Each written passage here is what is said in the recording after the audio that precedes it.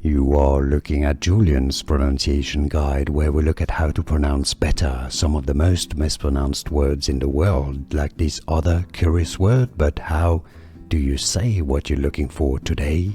Let's learn once and for all how to pronounce this name correctly. I said correctly in English, by the way. Too many people get too many names wrong, so stay tuned if you want to make sure you improve your pronunciation. Gracie is the most common English pronunciation. Do you pronounce it any other ways? Let us know in the comments.